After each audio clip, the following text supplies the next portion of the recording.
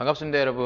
22강 내용을 시작하겠습니다. 이번 시간은 인체 방어작용 두 번째 시간이고, 주로 특이적 방어작용에 대한 얘기와 그리고 백신에 대한 얘기를 좀 할 생각이에요. 지금 옆에 있는 이 그림, 완전 무서운 왕주사기를 들고 있죠. 백신에 대한 그림이고요. 오른쪽에 이것은 이제 그 종두법을 시행한 제너, 그러니까 천연두 바이러스에 대한 백신을 이렇게 개발해가지고 접종을 해서 많은 인류의 생명을 구했습니다. 그런 그림이 됐겠고요. 백신 얘기를 하다 보니까 이런 그림을 좀 실어봤습니다. 지난 시간에 했던 비특이적 방어작용과 그리고 특이적 방어작용에서 림프구까지는 여러분들이 잘 숙지를 했을 거라 믿고, 이번 시간은 특이적 방어작용 중에서도 세포성 면역과 체액성 면역 얘기를 주로 하겠습니다. 자, 세포성 면역 얘기부터 할게요. 세포성 면역이란 여러분들 체액성 면역과 조금 비교되는 과정인데, 말 그대로 이제 감염된 세포를 직접적으로 파괴한다 그래서 세포성 면역 이렇게 생각을 하시면 되고요. 우리 지난 시간에 봤지만 이 대식세포, 대식이가 백혈구의 한 종류였죠. 그래서 이 대식이가 식세포 작용 혹은 식균 작용을 통해서 병원체를 비특이적으로 일단 먼저 이렇게 제거를 합니다. 제거를 하면서 이 대식세포가 식세포 작용했던 그런 항원, 여기서 항원이 이제 병원체잖아요. 이 항원을 그 보조 T림프구한테 정보를 주는 거예요. 그래서 대식세포가 보조 T림프구에게 자신이 섭취했던, 그러니까 자신이 이렇게 분해했던 항원이 이렇게 생겨 먹었다라고 정보를 줍니다. 누구한테? 보조 T림프구한테. 림프구도 했죠. 얘도 백혈구 일종입니다. 그죠? 그래서 이 보조 T림프구가 이제 하는 일이 굉장히 많아요. 그래서 대식이한테 정보를 받았어요. 그래서 얘가 이제 눈이 번쩍 떠지는 거야. 지금 병원체가 들어와서 대식이들이 막 병원체를 제거하고 있었네. 이렇게 생겼구나. 얘가 왔구나. 세균이 왔거나 바이러스가 왔구나. 이런 식으로 정보를 제공받는 거지. 그래서 그 정보를 이 보조 T림프가 이제 눈이 번쩍 뜨여서 활성화가 되면 이 정보를 이 사이토카인이라는 이제 신호 물질을 통해서 이렇게 전달을 하는 건데, 사이토카인은 여러분들 크게 신경을 쓰실 필요는 없고, 이 활성화된 보조 T림프구가 세포 독성 T림프구를 이 친구한테 정보를 줍니다. 그래서 이 친구를 굉장히 일깨워요. 그래서 이제 좀 점차적으로 되죠. 대식세포가 보조 T림프구한테 항원을 제시하면 보조 T림프구가 세포독성 T림프구를 활성화시키고, 이 세포독성 T림프구에게 너 빨리 가서 일해라 이렇게 얘기합니다. 그래서 이 세포독성 T림프구는 킬러예요, 킬러. 암살자예요. 그래서 굉장히 무서운 친구들이거든요. 그래서 이 무서운 친구들이 이 감염된 세포를 화학 물질을 분비해서 구멍을 뚫어버리죠. 그래서 결국은 파괴시켜버립니다. 그래서 세포성 면역이에요. 그러니까 세포 독성 T림프구라는 이 굉장히 무서운 킬러들이 이미 감염된 세포, 완전히 이거 그냥 암세포도 마찬가지입니다. 암세포나 감염된 세포들을 가망이 없어, 죽여버리자 해서 가서 제거해버립니다. 이게 세포성 면역이에요. 자, 그 다음은 체액성 면역인데요. 여러분들 사실 시험에는 체액성 면역이 훨씬 많이 나옵니다. 시험에서는 체액성 면역이 훨씬 중요하고요. 마찬가지 대식이가 보조 T림프구한테 항원을 줍니다. 여기까지는 똑같아요. 그래서 이 보조 T림프구가 아까 전에 세포독성 T림프구를 자극해서 감염된 세포를 직접 파괴하는 건 세포성 면역이고, 이거는 경로가 다른 겁니다. 이때는 이제 누가 나오냐면 B림프구가 나와요. 골수에서 생성돼서 골수에서 성숙과 분할을 마친 B림프구가 나옵니다. 근데 이 B림프구가 누구를 만드냐면 결과적으로 항체를 만들어요. 그러니까 이 B림프구가 보시면 형질세포와 기억세포로 분화가 돼요. 그래서 어떤 애들은 형질세포가 되고 어떤 애들은 기억세포가 됩니다. 그리고 이 형질세포가 항체를 만듭니다. 여러분들 지금 요 두 가지, 형질세포가 항체를 만든다는 것은 굉장히 많이 물어봐요. 이거 무조건 알고 계셔야 됩니다. 그래서 형질세포가 항체를 분비해요. 항체는 이제 단백질인데요. 이렇게 면역을, 이제 이 체액성 면역의 주가 되는 면역 단백질입니다. 주로 이렇게 Y자 모양으로 생겼어요. 그래서 이 항체가 항원, 병원체에 붙어가지고 병원체를 좀 무력화시키고, 걔네들을 꽁꽁 가둬서 대시기가 가다가 잘 잡아먹게 도와주는 역할을 합니다. 근데 여러분들 이 항체가 어디에 있냐면 혈액 속에 혈액을 타고 이동해요. 혈액. 혈액이 혈장 성분에 있습니다. 그럼 항체가 혈액에 있으니까 혈액도 체액의 한 종류잖아요. 그래서 무슨 면역이에요? 체액성 면역이에요. 이렇게 생각하시면 됩니다. 됐죠? 여기서 중요한 요건들 나왔습니다. B림프가 나왔고요. B림프로부터 분화된 형질세포, 기억세포 나왔고 형질세포가 만들어낸 항체 나왔습니다. 요게 전부 다 체액성 면역에 관련된 친구들이에요. 됐죠? 오케이. 자, 항원항체 반응 얘기를 좀 할게요. 좀 전에 여러분들 항체는 누가 만든다 그랬어요? 항체는 누가 만든다 그랬지? 좀 전에 했다 얘들아. 좀 전에 형질세포. 물론 이 형질세포는 B림프로부터 분화된 거지. 형질세포가 만든 이 항체라는 면역 단백질이 어떻게 생겼고 항원항체 반응이 어떤 것들인가를 좀 얘기를 할 건데요. 항체는 이렇게 Y자 모양으로 생겼고 이 긴 사슬과 짧은 사슬로 이렇게 구조가 되어 있는데 여기 보시면 여기 위에 이제 항원이 결합하는 부위가 있고요. 그 다음에 이제 노란색으로 색칠된 불변 부위라고 해서 이제 구조가 변하지 않는 부위 뭐 이렇게 이루어져 있습니다. 참고하시면 되고요. 근데 여러분들 이 항체에는 항원 결합 부위가 있는데 항체마다 고유한 항원 결합 부위를 가져요. 그래서 여러분들 지금 우측에 이 그림 보시면 지금 항원이 모양이 동그란색이죠. 항원이 모양이 동그란색이면 이런 식으로 항체의 항원 결합 부위가 동그란 얘랑 이 항원의 요 부분이랑 아다리가 맞잖아. 아다리가 맞다는 표현이 좀 그렇습니까? 항원이 생긴 모양에 따라 항체가 그 모양에 적합하다는 뜻이에요. 그래서 지금 이렇게 원형으로 묘사를 한 거고 예를 들어 항체에 있는 항원 결합 부위가 이런 식으로 생겨 먹은 애들은 이 항원에 결합할 수가 있어요? 없어요? 없는 거예요. 그러면 항체를 만약에 이렇게 만들어 놓으면 항원을 무력화시킬 수가 없는 거야. 그래서 항체는 맞춤 제작을 해야 돼요. 여러분들 위에 보세요. 위에 보시면 보조 T림프구가 대식세포로부터 항원 조각을 제시를 받습니다. 그래서 항원이 이렇게 생겨 먹었다는 걸 제시를 받고 그 정보를 토대로 형질세포가 그 항원에 맞는 맞춤형 항체를 생산하는 겁니다. 그래야지 이 그림처럼 헛짓거리를 안 하는 거예요. 항원이 어떻게 생긴지 모르고 그냥 항체를 만들면 이게 안 맞을 수 있잖아. 그럼 항체를 만드는데 에너지만 괜히 쓰고 내 몸에서 면역 반응은 제대로 일어나지 않겠죠. 그래서 항원의 구조, 항원의 종류, 얘네들이 어떻게 생겨 먹었는지에 따라 맞춤형 제작을 한 항체를 만들어야지만 이 항체가 항원을 무력화시킬 수 있습니다. 그래서 이 항원 항체 반응은 우리가 특이성이 있다 이렇게 얘기합니다. 특이성이 있다. 즉 항체에 있는 선생님 오늘 말이 왜 이렇게 꼬이죠? 미안합니다. 항체에 있는 항원 결합 부위가 항원과 들이맞아야 됩니다. 그래야지 항원 항체 반응이 할 수 있기 때문에 항원 항체 반응이 특이성이 있다. 그리고 그 항원과 딱 구조가 들어맞는 항체만 항원과 결합할 수 있다는 것을 항원 항체 반응의 특이성이다라고 얘기를 합니다. 자, 그러면 여러분들 여기서 이제 ABO식 혈액형이 갑자기 툭 튀어나오는데요. 여러분들 우리가 나중에 유전 단원에 가서 복대리 유전할 때 이 ABO식 혈액형이 또 나옵니다. 그리고 실제로 이제 유전 가계도 문제에서도 혈액형 묻는 문제가 자주 나오는데요. 지금 이렇게 항원항체 반응할 때 혈액형 얘기를 하는 이유는 뭐냐면 우리 혈액형에는 응집1이라는 친구와 응집4라는 친구가 있습니다. 적어볼게요. 자, 응집1이 있고요. 응집소가 있어요. 그러면 이 응집원이 항원에 해당하고 이 응집소가 항체에 해당해요. 됐습니까? 응집원 종류는 A랑 B가 있어요. 응집소 종류는 알파랑 베타가 있어요.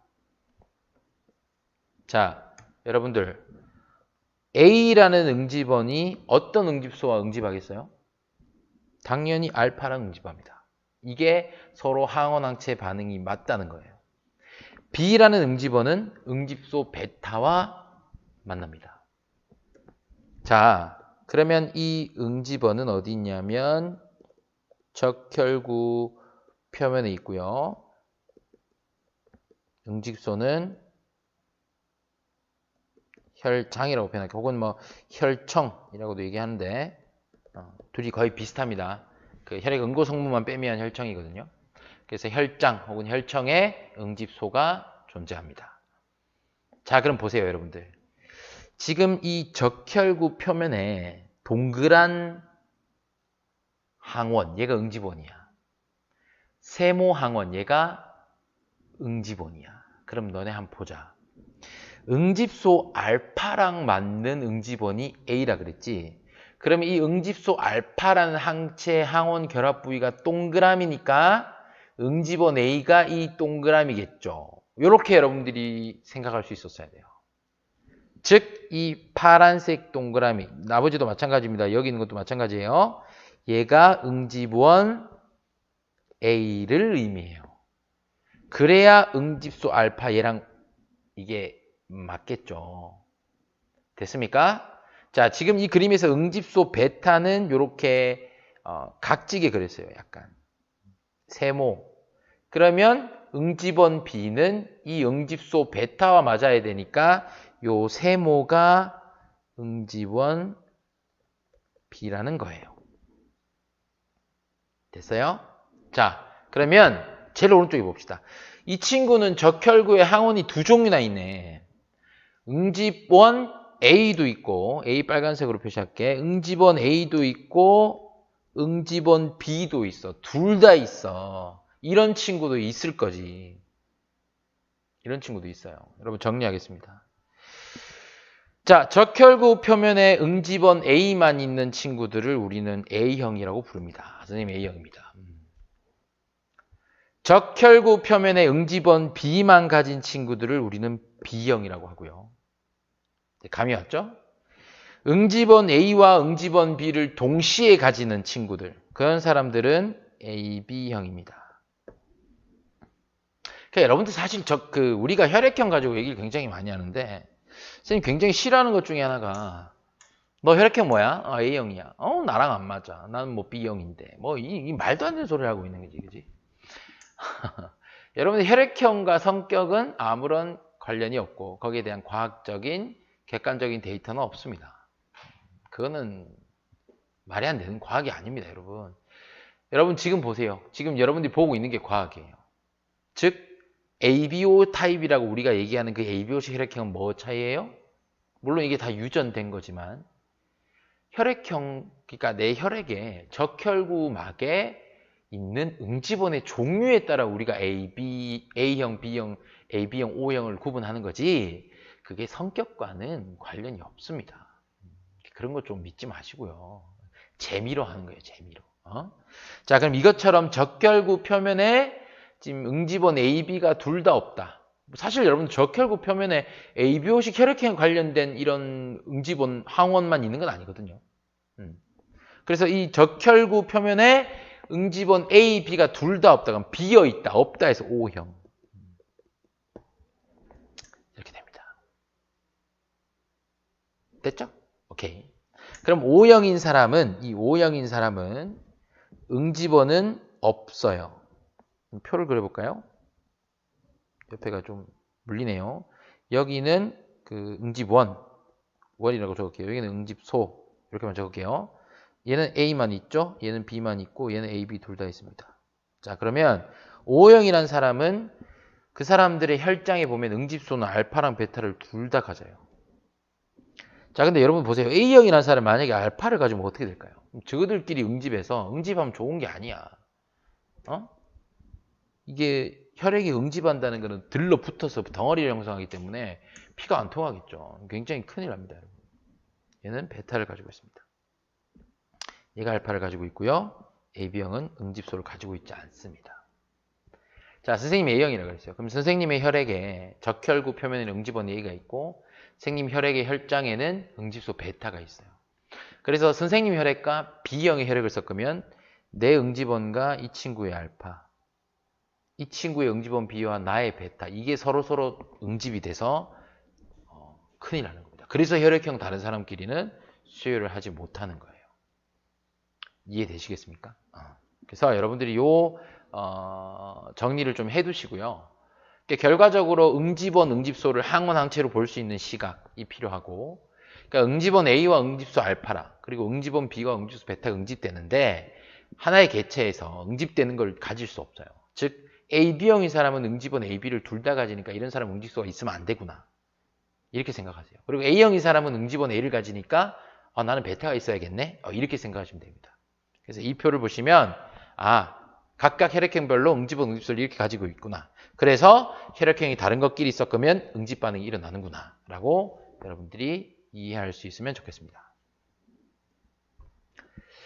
자, 이제 백신 얘기를 좀 할 텐데요. 여러분들 앞에서 우리가 체액성 면역 했던 거랑 좀 연관이 깊습니다. 일단은 여러분들 혹시나 여러분들 중에 백신이 치료제라고 생각하는 사람은 없겠죠. 백신은 치료제라고 하기보다는 예방제입니다. 무슨 말이냐면 백신 안에는 치료제가 있는 게 아니고요. 즉 항체가 있는 게 아니고, 그러니까 항체도 어떻게 보면 항체가 많으면 항원을 무력화시킬 수 있으니까 항체라든지 혹은 어떤 치료하는 물질이 있는 게 아니라 백신은 쉽게 말하면 균이 들어있어요. 병원체가 들어있어요. 근데 이 병원체를 완전히 쌩쌩한 병원체를 주면 내가 그 병에 걸려서 증상이 나타나니까 힘들겠지. 그래서 약화시키거나 죽은 병원체를 가지고 만든 게 백신입니다. 혹은 그 종류에 따라서 병원체가 생산한 독소, 그 병원체 일부만을 가지고 만드는 경우도 있는데, 그래서 여러분들 예방접종할 때 사백신이니 생백신이니 이런 얘기를 해요. 그래서 죽은 병원체 혹은 약화된 혹은 그 병원체 일부를 쓰는 백신마다 다릅니다. 어쨌든 간에 백신에는 치료제가 아니라 병원체, 즉 항원이 들어있다는 뜻이에요. 그럼 여러분 한번 생각해 보세요. 내가 왜 굳이 병원체를 내 몸에 주입하는 거지? 예방접종 왜 하는 거지? 이게 체액성 면역과 연관이 되어 있습니다. 여러분 백신을 접종하면요. 어쨌든 얘가 항원이기 때문에 내 몸에서 방어작용, 면역이 일어나요. 그래서 비특이적 방어작용이 일어나서 대식세포가 식균작용하고 있죠. 그리고 이제 위에 보시면 보조 T림프구에 의해서 B림프구, 형질세포, 기억세포, 항체 이게 뭐예요? 체액성 면역이죠.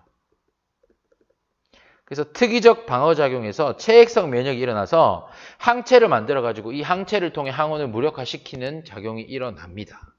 근데 지금 내가 백신을 맞는 궁극적인 목적은 사실 항체를 만든다기보다는 항체 만드는 거는 백신을 통해 들어온 그 병원체를 제거하는 목적이 있고 넓게 봤을 때 내가 예방접종을 하는 목적은 기억세포 때문이에요. 여러분들 백신을 맞고 나서 내 몸에서 이 백신에 들어있는 항원을 제거하기 위해서 면역 반응이 일어나잖아요. 그래서 B림프구도 나오고 형질세포도 나오고 항체도 나오는데 얘네들은 시간이 지나면 다 없어져 버려요. 세포 사멸이 일어납니다. 그러니까 우리 몸에서 더 이상 필요 없는 것들은 에너지를 낭비하지 않기 위해서 다 죽여버려요. 그런 시스템이 다 있습니다. 그래서 세포 자살 혹은 세포 사멸이라고 표현하는데 그렇게 세포가 쭉 사멸돼서 없어져 버리는데 누구는 남아있게요? 이름 자체가 기억이잖아. 기억, 메모리셀, 기억세포는 남아있습니다. 그래서 남아서 다 기억을 하고 있는 거예요. 이 항원이 어떻게 생겼고 이 새끼 들어오면 내가 나중에 효과적으로 없애야지 기억을 하고 있는 거야. 나머지는 얘들은 다 없어져 나중에. 자, 그럼 기억세포가 내 몸에 남아있어요. 근데 나중에 실제 진짜 이 내가 백신으로 맞았던 병원체와 동일한 종류의 병원체가 나한테 들어와.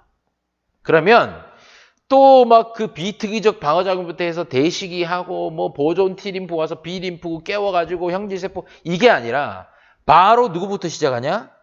기억세포부터 바로 시작해요. 얘가 기억을 딱 하고 있었던 거지. 기억을 딱 하고 있는데 진짜 걔가 왔어. 실전 상황이야. 그 전에 백신을 통해서 연습 한번 했거든. 기억세포가 있다가 실제 똑같은 병균이 왔어. 그럼 얘가 기다렸다. 넌 이제 뒤졌어 하면서 얘가 형질세포와 또 다른 기억세포로 굉장히 빠른 속도로 많이 분화, 증식이 일어나요. 그래서 실제 처음 백신을 맞았을 때보다 굉장히 많은 항체를 신속하게 생성할 수 있기 때문에 좀 더 빠르게 효율적으로 항원항체 반응을 통해 즉 병원체를 제거할 수 있는 거예요. 그래서 여러분들 결과적으로 얘기하면 백신을 만든다는 거는 어떻게 보면 예행 연습을 하는 거예요. 그러니까 약간 좀 시들시들한 그런 병원체들, 조금 상태 안 좋은 애들 내가 미리 맛보면서 아 네가 이런 애구나. 그래서 내가 딱 기억을 하고 있다가 실제 걔네들이 왔을 때 내가 기억세포로부터 출발하는 훨씬 효과적으로 신속적으로 너를 처단하겠다. 그게 백신의 원리입니다. 그래서 지금 밑에 있는 이 기억세포로부터 출발해서 이렇게 하는 체액성 면역을 우리는 특별히 2차 면역 반응이라고 해요. 그럼 선생님 저 위에 있는 체액성 면역은요? 처음 이 어떤 항원을 내가 받아가지고 쭉 해서 항체 만들어서 제거하는 이거는 1차 면역 반응이에요. 구분하시겠죠? 그래서 여러분들 2차 면역 반응이 일어나려면 반드시 이전에 그 병원체에 대해 내가 한번 노출된 경험이 있어야 됩니다. 그래서 이렇게 인위적으로 노출시켜주는 게 백신 즉 예방접종입니다. 그래서 여러분들 실제 예방접종할 때 그날 컨디션이 좀 좋아야 돼요. 내 몸 면역이 좀 괜찮아야 돼요. 그지? 왜냐하면 실제로 병원체가 들어온 거기 때문에. 됐습니까? 오케이.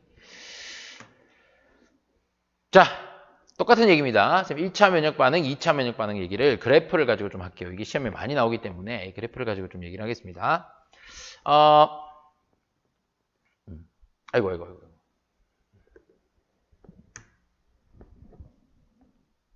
자, 보시면요. 여러분들 그 항원 A가 1차로 침입했어요. 맞죠? 그러면 자, 여러분들 한번 물어봅시다. 색깔을 좀 바꿔. 얘들아.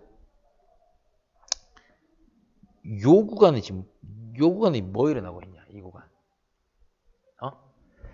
선생님. 항원 A가 들어왔는데 항체가 바로 안 생겨요. 이게 한 3일에서 5일 정도 걸린단 말이야. 그럼 그때는 뭐 하고 있는 거야, 이때는? 이때 뭐 하고 있어요? 뭐 하긴 뭐해? 비특이적 방어작용 하고 있지.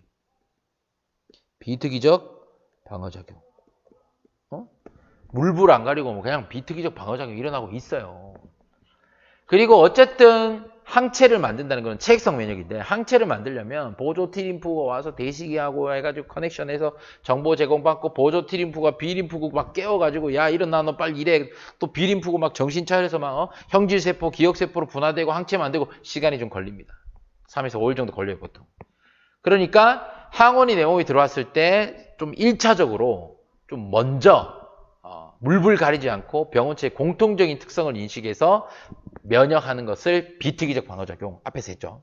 그리고 특이적 방어작용 중에 지금 이제 항체니까 항체를 만드는 거는 체액성 면역이잖아요. 이 체액성 면역은 좀 걸린다는 거야.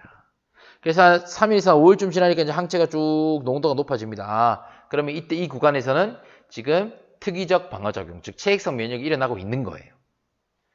쭉 일어나고 있다가 이제 시간이 좀 지나서 이제 농도가 이제 좀 줍니다. 왜? 이제 내 몸에 이제 항원들이 좀 무료가 된 거야. 쓸모 없어지면 이제 항체나 B림프, 형질세포 다 없어진다 그랬잖아. 쭉 없어져요. 거의 없어졌어요. 이러면 이제 내가 얘한테 내 몸에서 얘를 이제 항원 A를 다 이겨 먹은 거예요.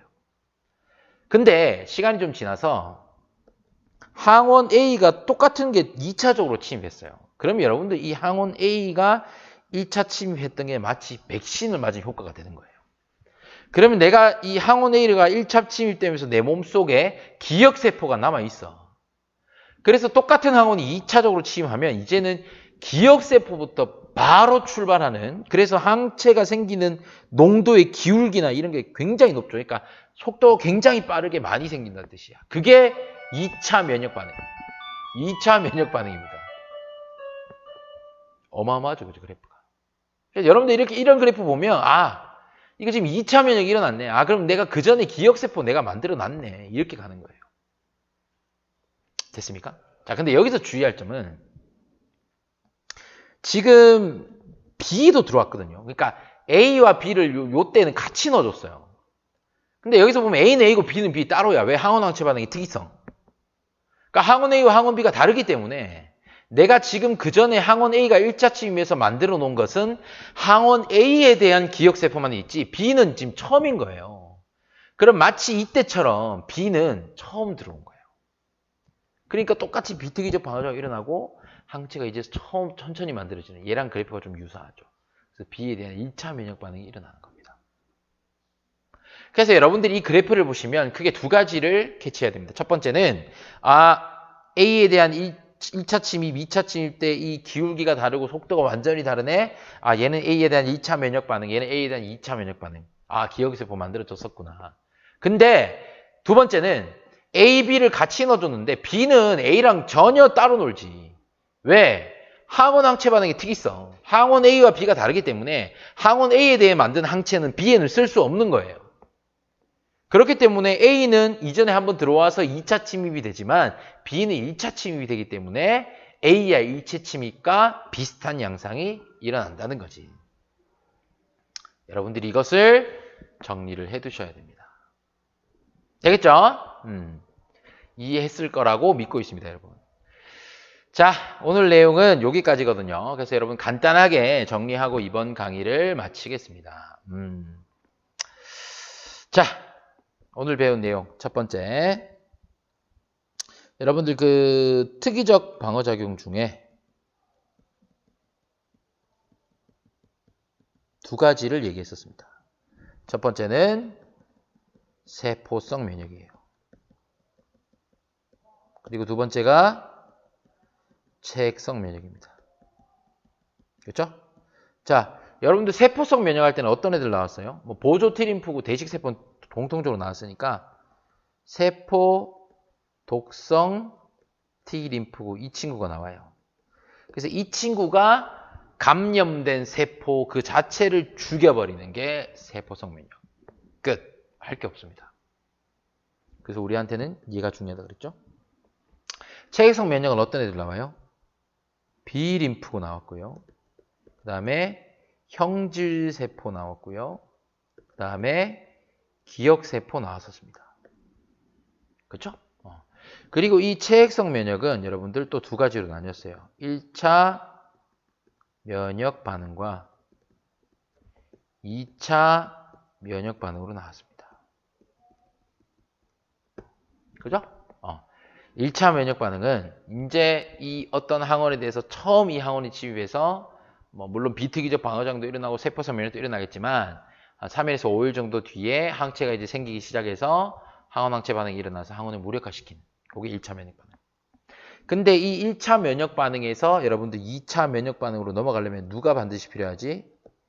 기억세포가 주가 되는 거예요. 1차 면역 반응을 통해서 만들어진 내 몸에서 생성된 기억세포는 사멸되지 않고 몸 안에 남아있다가 동일한 항원이 재침입했을 때 이 기억세포로부터 바로 신속하게 체액성 면역이 일어나는, 즉 형질세포가 만들어지고 형질세포로부터 항체가 다량으로 신속하게 만들어져서 항원을 좀 더 효율적으로 무력화시키는 게 2차 면역 반응이다. 얘기했었습니다. 맞죠? 그래서 백신이 이 원리랑 연관이 있다. 백신은 뭐가 들어있다 그랬어요? 백신 안에는 치료제가 아니라 병원체, 즉 항원이 들어있다 그랬습니다. 그래서 내가 이 병원체를 좀 상태를 안 좋게 해서 주입하면 내 몸에서 1차 면역 반응이 일어나요. 그러면서 기억세포를 만들어 놓는 게 목적이고, 다음에 진짜 그 백신에 맞았던 그 동일한 항원이 내 몸에 들어왔을 때 나는 기억세포 때문에 2차 면역 반응이 바로 일어나서 효율적으로 병원체를 제거할 수 있다는 거지.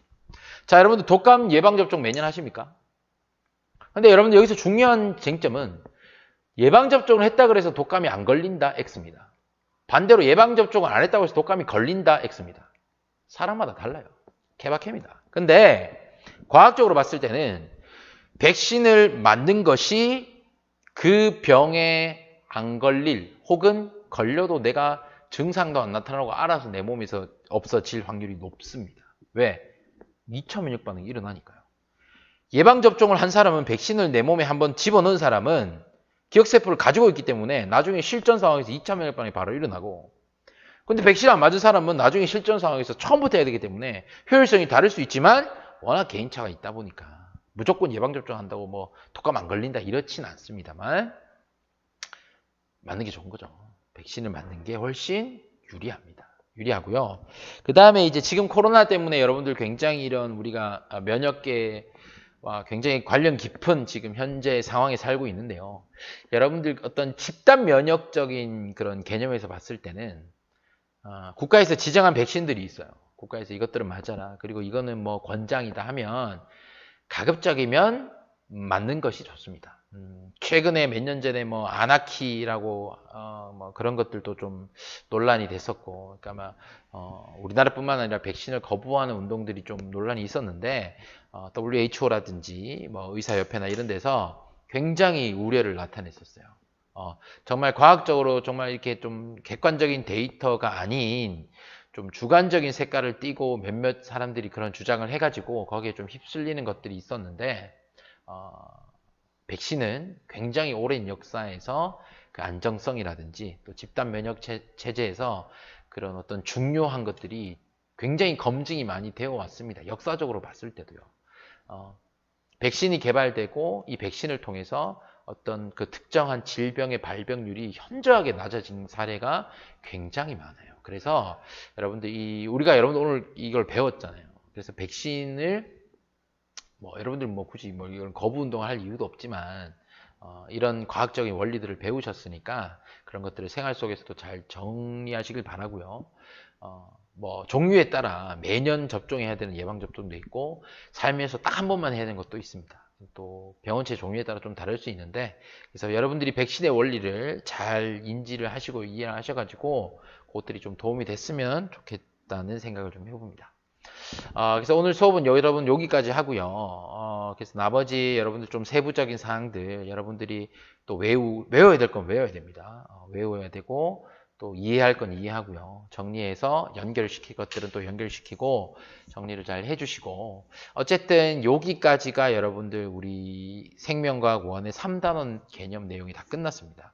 그래서 다음 강에는 바로 교과서 가지고 복습하고 3단원까지를 마무리할 거예요. 마무리할 거고요. 지금까지 여러분들 굉장히 고생 많이 하셨고 이제 또 큰 산이 하나 남았습니다. 4단원 유전이 남았는데 그 유전도 우리 차근차근 한번 그 유전이라는 산을 한번 우리가 정복해 보도록 열심히 같이 해보도록 합시다. 자, 여러분 고생하셨습니다. 다음 강에서 만나겠습니다.